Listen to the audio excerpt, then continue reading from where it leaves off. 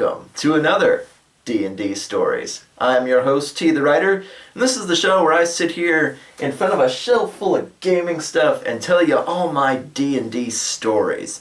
Now, we're returning once more to the Iron Heart of Innis campaign. We had our game last Friday, and there's plenty more to tell now. So, strap in, pull up your favorite game, minimize me. I know, I don't mind it, you guys. Just turn on WoW, turn on Minecraft. I get it. And whoever that was cleaning out your attic, I hope that these stories help you through all your house chores. So gosh, when we last left off, we found the Hag's Den after we'd slain them all in battle and claimed a bone spear, which was handed off to our ranger Neath, because he seems to end up with all the magic items. And Neath kind of noticed this, so he handed it off to Eden, who does not really specialize in throwing weapons or spears, but we're trying to pass around the magic items or pass around the unique items a little better. So our paladin ends up with this throwing spear. And we've come across this door that I kind of equated to like a Dwemer door from the Elder Scrolls. That it's just too fancy to be. It sticks out in the setting like a sore thumb. It's like Ulduar. It's a little too mechanical, a little too perfect, a little too metallic to really sit anywhere and not stick out like a sore thumb. And it's down in this cave in the middle of this swamp, and hags had set up shop here. So we've already killed all of them, and we've looked through their stuff, and there's really nothing of use. So we've got this fancy door in front of us, and we're sitting there like, well, how do we open this? Because it's a monster door. It's like 6x6. It's not double doors. It's just like one panel of like metal inlaid in the wall. And I'm like, okay, do we pry it open? Do we push it open? You know, do we do like in Twilight Princess where Link just kind of grabs a door and manhandles it to one side? What are we supposed to do here? And being that I'm the Crypt Breaker James, the dungeon-esque kind of rogue, I go up and I'm examining it. There's no keyhole, there's no cracks anywhere. It's just kind of inlaid in the wall. Like it's just... We can tell it's a door, but that's about it. And we're kind of conferring amongst ourselves. And finally John, our not cleric, goes over and he's just like, I'm going to, poke it with my sword. And he pokes it for a while. And we get kind of a tone, a humming kind of sound. And I'm wondering, is this like a gong, like it's really thin, or is this like a tuning fork kind of sound? And I got to thinking, well, what if it's just like magnetic? So I got out this what is it called? An inkwell, because in the medieval era and on up through today, in newspaper ink, or most newspaper inks, newspaper ink is ever so slightly magnetic. It has shavings in it, and even back then they would use that in order to affix seals properly, in order to help with book bindings and a few other things. It's not like super magnetic, like pages don't stick together, but it has a very, very weak magnetic charge. And I figured if the door was magnetic, I could throw ink on it, and if it like stuck in droplets, then maybe it was magnetic, and if it dribbled down, then it wasn't. So I unscrew the cap, and I like put my thumb on it and like throw it like holy water. I don't want to use up the whole inkwell, but I like fling droplets onto it, like the power of ink compels you. And it sticks in place, but not in such a way that we're super sure that this door is magnetized, because this is going off into a completely different genre if we're going to have like Star Trek doors. But then again, if we're talking about blank men and the concept of maybe they were robots, then who knows? We could be getting onto a spaceship for all we know. And finally, John, our not cleric, kind of loses his patience. He's like, okay, I'm just gonna see if I can't like manhandle this door open. And he puts his hands on it and he, pushes it.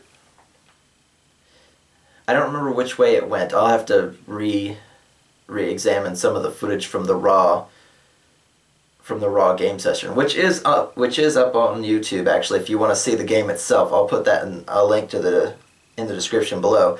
If you just want to listen to the whole game, John manhandles, and it seems to just react to his hands and kind of comes open to one side. And I was like, oh, it's like touch sensitive. But then again, if it was, why didn't the hags open it? And I was like, maybe it only reacts to 5-fingered hands. Maybe it only reacts to a certain body temperature. I got the impression that it was like you put your hand on it and it opens. So we peer inside, and it's like a 6x6 hallway, just like kind of cramped, but nobody's like scraping their head too much. And we go in, and it's sheer stone, like floor, walls, and ceiling, kind of cramped, and the wall is lined with like glowing filigree, and it's sheer, so there's no textures anywhere. It's like somebody hammered out fancy designs in gold or silver or whatever, enchanted them to glow, and then stuck them to the wall and hammered them in so that, like, if you closed your eyes and ran your hand along it, you wouldn't be able to tell what the designs were. And it was all, like, perfectly geometrical. I'm getting a very Hellraiser puzzle box vibe off of it. I'm immediately suspicious, because this hallway is, like, 40 feet down, with all these perfect designs all over it, and like all the red flags are coming up for Crypt Breaker James. And Eden starts to take point. And to be perfectly honest, putting my hand next to my mouth like I'm whispering, Eden has been, like, throughout the campaign, has kind of been like the shyer of the players, of the characters, and I'd been feeling kind of guilty because we were kind of charging through, being the confident people, and she would get interrupted sometimes, and she would get like shuffled to the back sometimes, and I kind of wanted to try and back off a little so she could have her time to shine, but at the same time, we were entering a proper dungeon. So while we were in this location, I tried to kind of back off and let Eden do some of the leading, because not only is she tanky enough to anything she walks into would be fine, but she kind of needs, like, this episode to be her moment for her time to shine. And I thought, well, and I start looking for traps, of course, because I'm the rogue, that's what I do. And John and Neith are asking me, does this look like anything you've ever seen? I was like, no, this stuff this fancy, all these geometric designs, all this filigree, all this just angular perfection, 40 feet of angular perfection that glows in and of itself. This goes way beyond money. This goes way beyond enchanting something to glow. This is like, you look to where people kind of cut corners, or where designs might be like a ½ inch off, or places to hide pressure pads and things like that, and there just aren't any. And that makes me nervous. Like I've said many times in the past, if you want to fuck with your players, give them a perfect hallway and don't put anything in it. It's kind of like that. But the designs are so fancy and hard to, like, take in all at once. I'm looking for, like, the blemish in the perfection that means there's a trap somewhere. Because I don't trust random hallways that don't have anything in them, like anybody else that's alive and has a good sense of self-preservation in a dungeon. So I'm like, okay, I'm going to go get a rock. I'll be right back. So I go outside, back to the Hag's Cave, and I grab, like, a 5-pound rock. And we get some rope, and we tie the rock, and I go, John, here, throw this. It's just, like, as far down the hallway as you can. and use the rope and pull it back. Because, knowing the Stronghold Builder's Guide like I do, most pressure plates need a weight of at least 5 pounds before they go off. So, and I kind of chained that into Cryptbreaker James's knowledge of setting traps and getting around traps. Is, you need at least 5 pounds to set stuff up. Throw this rock down the hallway, and we use the rope to pull it back and like grind the rock along the floor. So if there are any pressure plates, it'll set off any like major traps straight away, so we won't be walking into them. So John's just like, and it strikes the wall, like I said, like 40 feet away, pretty far to throw a rock of that size. And we grab the rope and we start pulling it back, and it kind of rolls around and jumps and pops along the floor, and nothing happens. I am still suspicious because there could be dart traps, there could be swinging weight traps. Any of these fancy designs on the walls could be like hiding death holes or spring-loaded spears, things like that. Just, it's too perfect, therefore I don't like it, And nothing happens, and I'm like, well, the preliminary check's okay, and Eden's like, well, why don't we just like walk, and she again has lost her patience, but we're trying to be a little bit cautious. So my rock check went through at least, and Eden starts going down the hallway, and just as we're doing this, John sees like a big eyeball and like a pair of hands peeking around the corner at us, like Scooby-Doo style, just like off, like leaning on its side.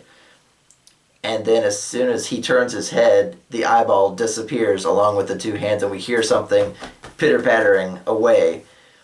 And Eden quickly goes and she pulls her halberd in her spear, or her short sword in her spear, because we're kind of cramped, and she like leaps around the corner, aha!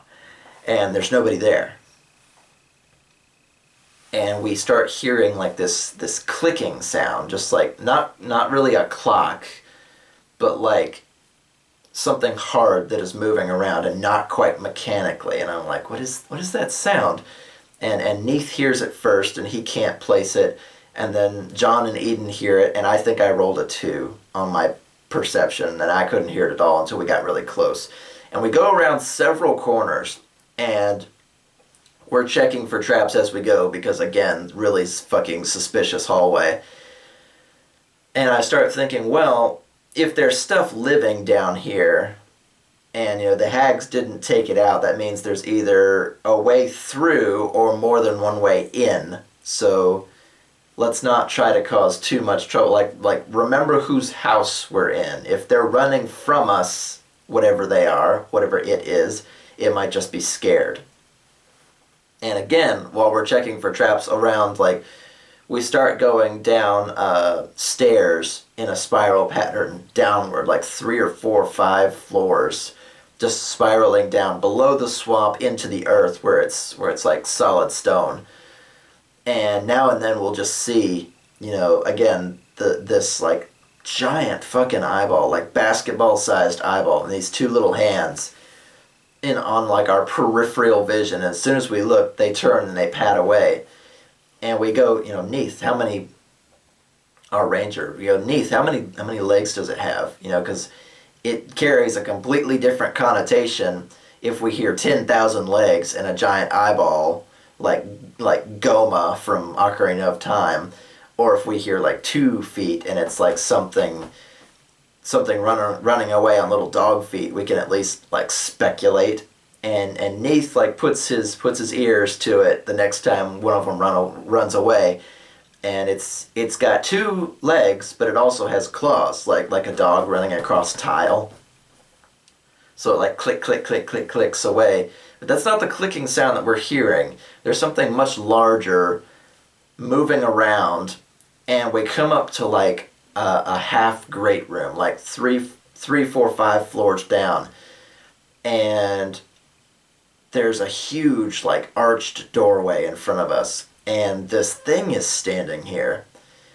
And the best way I can describe it, because he showed us some artwork of it, but The best I could describe it was uh, a living gargoyle, like not stone but flesh, like a living gargoyle, but instead of like the upper half of its head or its face, it was just a big eyeball.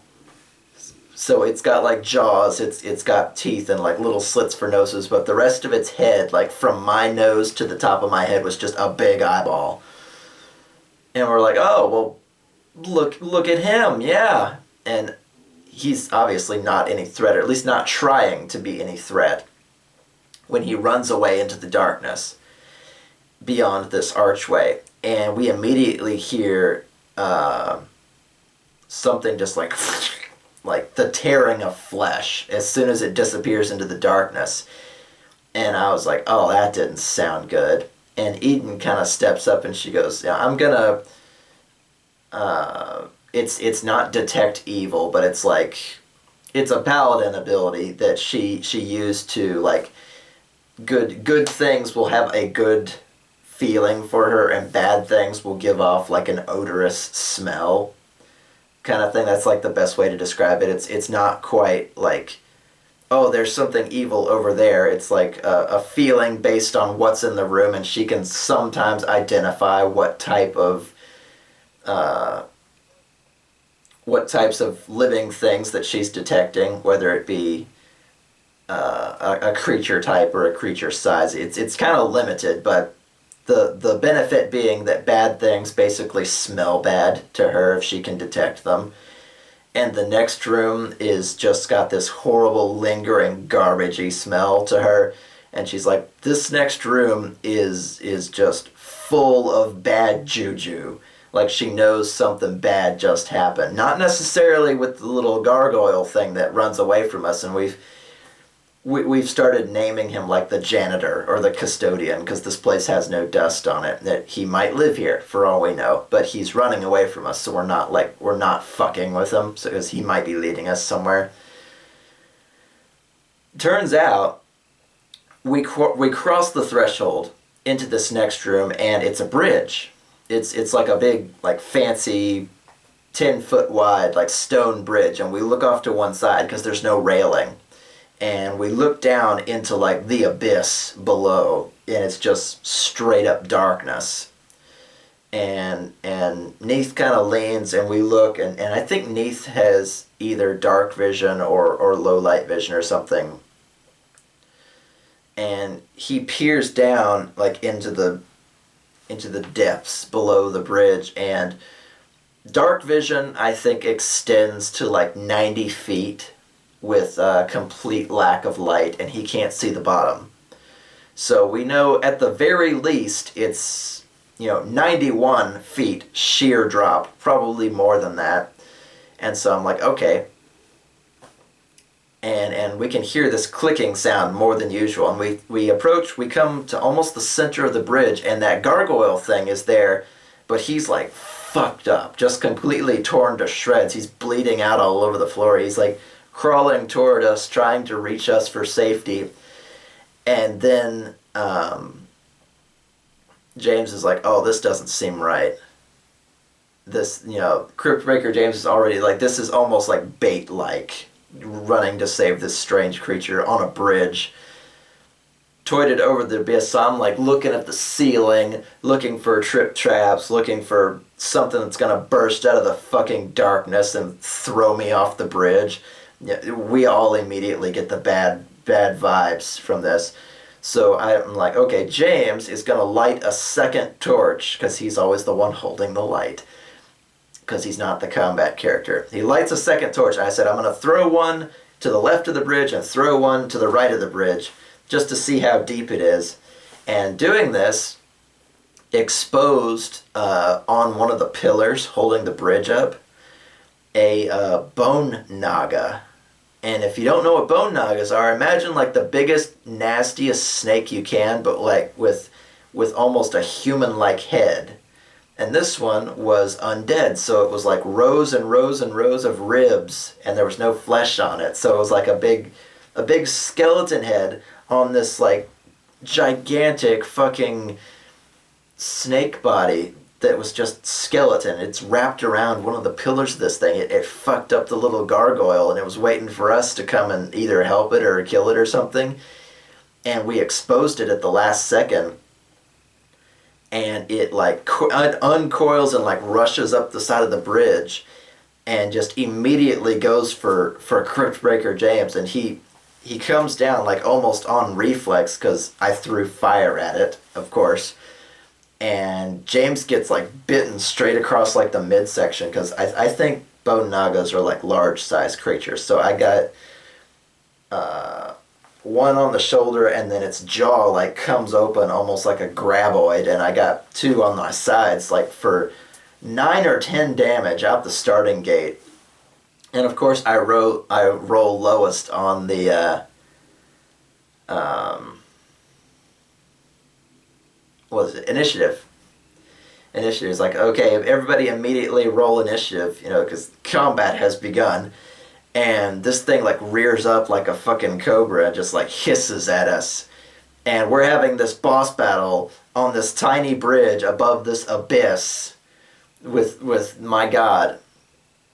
And of course, Neith fires an arrow into it, and it doesn't really do much good. And then Eden's swinging at it with her halberd, and I immediately think, wait, oh, this is an undead enemy. And I was like, at the very least, and this is again Cryptbreaker James, 999 times out of 1,000, the dead stay dead. But surely he would have knowledge about what it takes to damage a moving skeleton, and it's not going to be a sword, and it's not going to be an arrow, because if you shoot an arrow into a rib cage, what's it going to do? It's either going to go through the rib cage and not cause any damage, or just like glance off one of the ribs and not do anything. So slashing damage and piercing damage doesn't do much good. You basically have to go in either with your fists or with a club or something. And yeah, you can... It's not immune to piercing damage and slashing damage, but undead, it's almost not worth it. It'll have like damage resistance 5, damage resistance 15, something that'll just drain all the bonuses out of whatever damage you do. You basically have to take a branch or even like a mace, something broad that you can like break bones with to do any damage at all. And I rolled last on the initiative, so of course, talking is a free action, but I can't really convey this because I'm reeling from this giant bone monster that decided to sink its teeth into me. And they damage it a little bit, not as much as they could, because otherwise we would just overwhelm it straight away on such a small platform. And it goes over the side to rewrap itself around one of these pillars to like wait for its next opportunity to strike. What it didn't expect though was John, our not cleric, jumping off the edge, or rather like stepping, just like wee, and he's gone, to go and like grapple with it. And I was like just as he's reaching the edge, I was like, John, swords don't do any good. You have to crush the bones. Just as he's going off the edge. If he had fucking missed, he'd be gone. That'd just be it. He chanced like dying basically on the idea that he would be able to grab this thing as he fell past it, and thank God he did. And he latches onto this thing while it's under there, and he like starts trying to like bear hug it, like crush it into himself, because it's bone. You can overpower it, break it, but it did not expect him to come down after it. And I'm looking at my character sheet like frantic, because I know this is not going to go anywhere anytime soon at this rate. So I was like, I've got like a shovel and a crowbar, and I'm looking at anything else that I could pass to my fellows, because like I said, bow and arrow or halberd is not going to do as good as like a blunt object against something like this. And I was like, okay, I've got to give them like the crash course. It was like, it doesn't feel pain. You can't stab it. It's not going to bleed.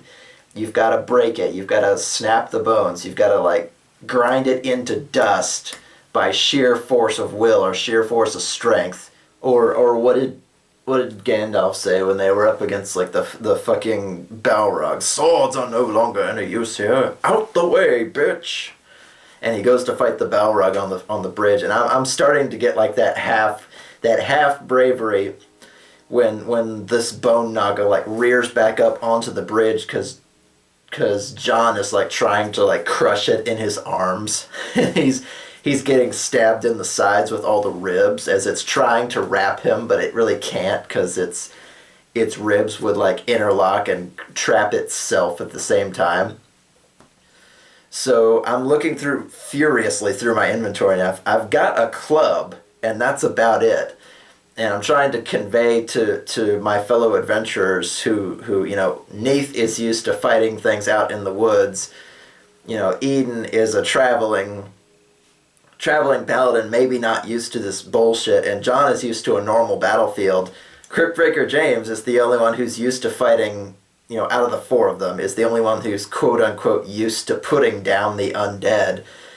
And so it's like fucking Yoda, you know, the guy you've never seen actually fight before, like throw aside one side of his robe and pull out like this normal little dinky club, and he's like, I've got your back. And just, if you've ever seen, what was it, the Dexter's Laboratory movie, when teenage Dexter suddenly like grows a pair and he gets like one chest hair, boink, and he suddenly like grows a pair of balls and rushes into battle. This is that part, because Cryptbreaker James was like running from Ettercaps and getting shredded by the Displacer Beasts and just like barely poking the hags when they were in battle. And now this fucking bone snake, this bone naga pops up, and now he's gonna go into battle. And I was like, okay, technically it's engaged with other people. Technically I can do a sneak attack. So just like,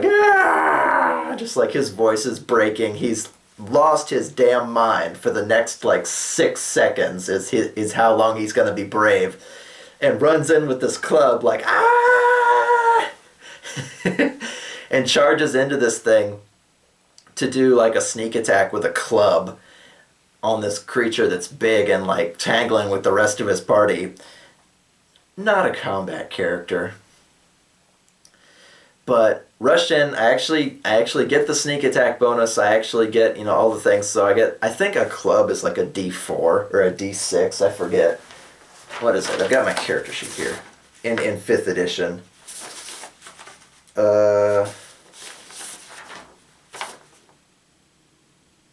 Yeah, a club is a D4, so just about the dinkiest weapon you could get. Ran in, you know, D4 plus strength plus 3d6 of sneak attack damage, so I went in and shredded for, I don't remember how much, like 14, 15, 17 damage, somewhere in there. And so I just like start trying to take out ribs because there's so many ribs, just rush in to do a sudden like burst damage to the one character that doesn't know how to fight. and what happened next? I think Eden marked it with a spell, and then Neith marked it with a spell so it couldn't like rush under the bridge and be like in the darkness anymore. And John is like basically holding on and like punching it. I don't remember what he was trying to do. He was trying to just like grapple it so it couldn't get away. And eventually we worked it down and broke it in half. And it just like suddenly falls. And John had to make like an athletics or an acrobatics save to not go over the side of the bridge into the abyss below. And thankfully he did not. And we're all like, oh God, okay. And in the background, Cryptbreaker James is like still like trying to take out ribs and really break it, because breaking it in half doesn't mean it's dead. So he's still freaking out and like beating on the skull, making sure it's dead. And everybody kind of like relaxes, and you know, John is like bleeding from the sides, and Cryptbreaker James has bite marks all over him.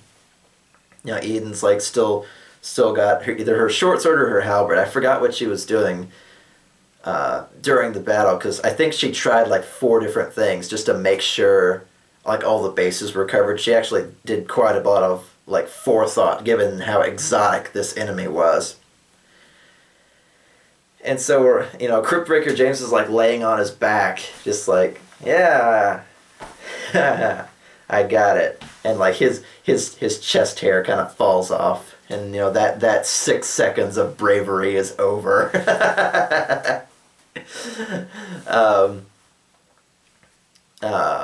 What happened next? Oh, we were getting ready to move on. We were examining the body of the gargoyle that had been shredded to like lure us onto the bridge. And straight away, our DM goes, give me a reflex save, everybody. Or give me a dexterity save, everybody. I fucking hate stat saves. Those are so dumb, 5th edition. He goes, give us a dexterity save. And I roll a natural 1, because I'm a rogue and that's what I do. Reflex saves. God. And the latter half, like the tail end of the bone naga, wraps me up and like tries to pitch me off the fucking bridge into the abyss below. And I'm teetering on the edge, and my party's like, no, like trying to rush that half second where everybody's like shocked that it moved again. I'm teetering on the edge, and the DM goes, make me and he hesitated for a second, like whether it should be acrobatics or athletics, because I'm constricted, so it could be, athletics to break free, or it could be acrobatics to not teeter over the edge. What my DM doesn't know, apparently, I'm not that kind of rogue. Remember that joke from the very beginning? I'm not that kind of rogue. Can you pick locks? I'm not that kind of rogue. Do you do sleight of hand or stealth? No, I'm not that kind of rogue. I'm not a sneaky person. My class is rogue. And between these two skills, acrobatics and athletics, I don't have any points in acrobatics. So I'm teetering on the edge, and what do I have in athletics? Plus 12.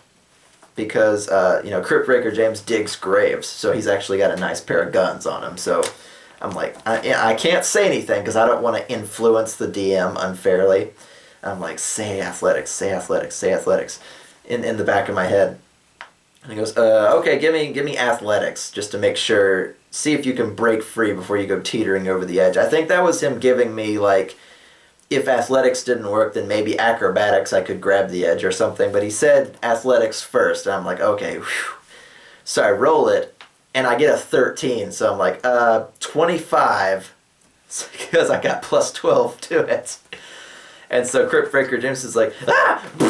And just breaks it apart. And I teeter, and then I fall off of this bridge, and I grab it by the tips of my fingers, and I'm like, John, kick the skull off the end, just like get rid of the rest of it so it doesn't fucking kill us.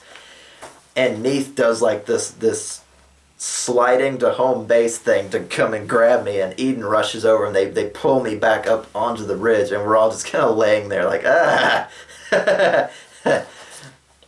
Because we don't, that ravine could go on for hundreds and hundreds of feet. Falling into it entirely would just be the death of your character. But they pull me back up, and John, like, punts the skull and, like, shepherds the rest of the bones off the end of the bridge to get rid of the rest of it, because God knows the rest of it would just, like, rearrange itself into a fucked up skeleton and fight us some more. So we get rid of the rest of it. They pulled me back up onto the bridge, and I thought, oh God. Okay, well, rule number 2, everybody, because I was giving them like the crash course of dungeon crawling, like in character.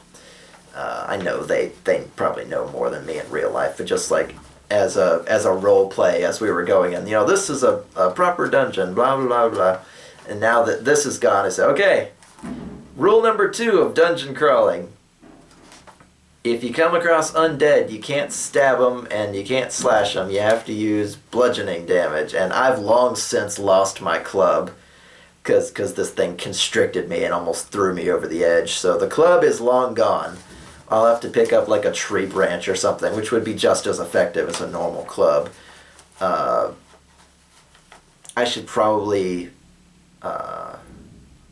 encourage my party members to pick up like a Morning Star or something. Which is why whenever I play a cleric, I always have a blunt weapon, because things living and dead can take damage from blunt weapons. Which is why Helga Farfenkugger had a warhammer, because she could turn it around and do slashing damage if she really wanted to, but it was meant to be like a bludgeoning weapon. So this bone naga is broken to pieces and thrown into like the abyss under this bridge, and we're like, okay, yeah. And Eden stops to like hold Cryptbreaker James like under the ribs and like do healing on him as one of her like daily abilities, and then Neith's got like his leaves to do his cure spells over on John. So damage was done. We did not walk away from this unscathed like we did with some of the hags or anything like that. But we stopped to do some healing and kind of like take stock of, is everybody okay? Did we lose anything? Eden, who, if you remember, was given the bone spear that we got from the dead king Bullywug, had thrown had thrown the spear under the bridge to try and get the bone naga back out into the open. But of course, it's a piercing weapon, so it just kind of plinked off some of its ribs and fell into the abyss. Well, we noticed when the battle was over that it was back on her back. Apparently, whenever somebody throws this spear, it comes back. And there's a name for that enchantment. I just forgot what it was, whether it was like returning or some might call that a curse, actually. If you can't get rid of an item, a throwing item, just make it cursed and it always comes back to you. There's a name for that, you guys. In the comments below, tell me like if it's arrows or spears or throwing axes, where it reappears at your side after X amount of time. Eden threw this spear and we saw it fall into the darkness, and it reappeared on her back, so we got it back straight away. So once we've taken stock and passed out healing spells and learned our lesson unto fighting undead, we checked the gargoyle, and he's of course eviscerated, so there's nothing for us to learn there. But we see more giant eyeballs like in the darkness beyond this bridge, and I go, oh god, here we go again. Are these guys just bait everywhere we go? This is gonna suck. So we continue on, and we light new torches and stuff like that. We continue on, and we come across a huge door and then a side door, and just as we're getting there, this side door like slams shut. And we're like, and Eden takes charge, and we go, which way do we go? Do we go the main way? Do we go the side way? Do we want to rest here? And Eden's like, well, we've been following these basically gargoyle things. They've probably got a name. I just don't know what it is, because it's not a creature that I've ever seen before. Giant eyeball gargoyles doesn't seem like a good name. And Eden's like, well, let's check the side room first. And we go over there, and we don't even check the door because we just saw it open and close and didn't kill whoever it was. So we open the door and we come to what basically came across as a bindery, like for books. And as soon as we all kind of like pile into the room, we come across 3 more of these giant like eyeball gargoyles, and they are freaking terrified of us. They're like hiding behind tables and in corners and stuff like that. We kind of take a quick glance around, and there's books laying open, books in piles, books that have got like their like needle and thread kind of stuff going on, like really fancy binding.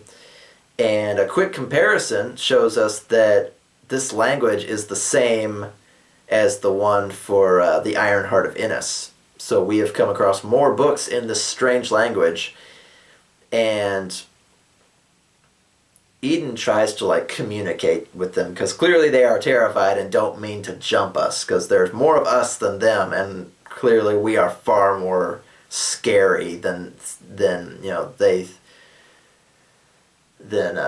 are. So she tries to communicate and like gestures with them for a while, and we kind of get the feeling, and our DM basically dropped this bombshell for us, and he goes, they're getting, it's like somebody trying to speak Common who has only ever read Common. It's like if you learn Russian by reading and then you've never actually spoken to a Russian, you could guesstimate sort of what they were saying, but not in any great context. So it's like, you know, you could gesture with books and they could be like, yes, yes, book, and things like that. And connecting the dots after a while, we get that this is probably undercommon. Like the underside of the world, you know, with the drow and all the nastiness that goes down on the underside of like the world. These gargoyle things are speaking undercommon to us. And we start flipping open books, and some of them have like holes for other objects in them, and one of them has a key inside. And we go, okay, maybe that's the key to the door outside. And one of the eyeball gargoyles that's just like freaking out that, you know, about how scary we are. These are basically civilians of just another civilization, who is freaking out with the people that are in here armed to the teeth holding torches and slaying giant monsters as they go, freaks out and runs past us out the door and rushes up to the big door that we had sidestepped to come in here, and he reaches up to touch it, and we hear, and when we rush out into the hallway, there's nothing but a pile of ash left. And I was like, well then, that just fucking happened. Was he so scared of us that he went over there and killed himself? I was like, oh, damn. We are kind of scary, but we hadn't really done anything to any of them. But we took the key with us because, hey, it's a key. And there is a keyhole in this new big door. It's like a 10 by 10 fucking huge door that would like open sideways or open like double doors, just like slip open to the sides into the wall. And Neith takes this key, and he's like, this kind of caught me off guard. He's like, well, if it kills me, you know, in fact, and he takes off his pack and he gives it to me and he hands his bow over and stuff like that. He's like, if it kills me, you know, you guys can have my stuff. And he's got like this really solemn moment where he's like, this door could just vaporize him in front of us and that would be it. But we've got a key to it, so I'm not especially worried that our DM would just like strike someone with lightning and have them burst into ash. So he fits the key, and a vision comes unto his eyes where he sees armies of varying races fighting, I think, the blank men, or like a civilization similar to them. And then as soon as he fits the key in the lock and turns it, the door slides open to reveal a grand library. And that is where we ended the session. We're coming up to the point where the island has to start giving us answers, you know, so we stopped just outside this library. Again, you know, right outside a door like we did at the last session, but we have come unto a grand library, just vast and with bridges going from one section to another, just a monstrous, fancy carved, you know, stone and filigree and you know, torches and firefly lights, vast storage of knowledge. And he's like, okay, and that's where we're going to end the session. Oh, fuck you. So, that is where we will leave off this time, and I will see you guys next time on D&D Stories. Keep gaming.